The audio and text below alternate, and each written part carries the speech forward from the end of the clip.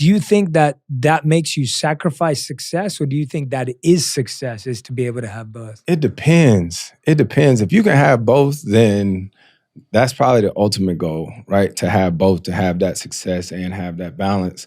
But the thing that I'm always battling with, right, is that 18 years of my life I've been in the NBA.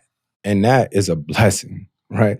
I want to be there. I want to be there for my kids' events. I want to be a dad just like my dad was to me, because I'm not where I'm at without my dad sort of cultivating that and being there. And then there's this other side of it too, whereas if I was to retire, right, and stop playing, knowing that I still got a lot left in the tank and still got the passion and whatnot, would I be this amazing dad that I want to be if I gave up my own passion, right?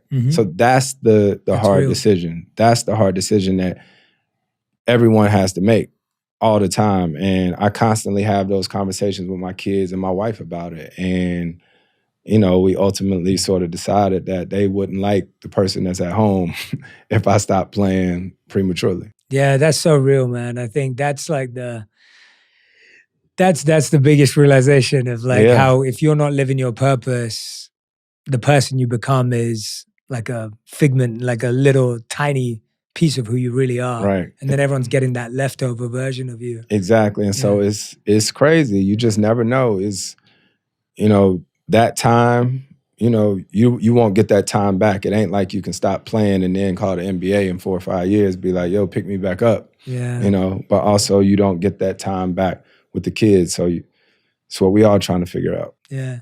If you were in that tape, if you were there at that birthday, what would you have said? Oh, man.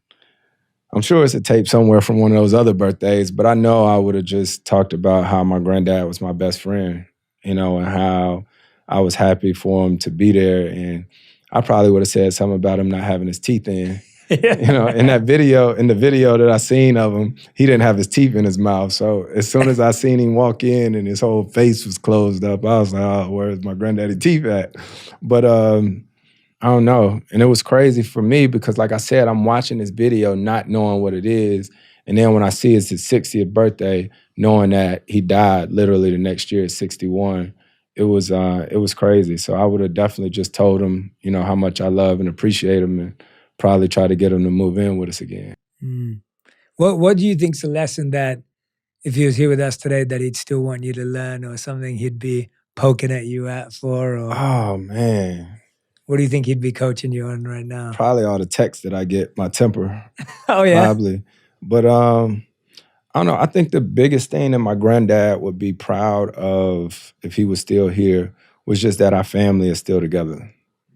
You know what I mean? I think that's the biggest thing that he'd be proud of, because he had my mom and he had my Aunt Rhonda, right? And so the fact that even in LA, that's where my wife and kids lives, where my brother lives, that's where my Aunt Rhonda's kids, AJ and Koya, live. Like all the holidays, we all still get together, even after all this time. And I think that's what he'd be most proud of.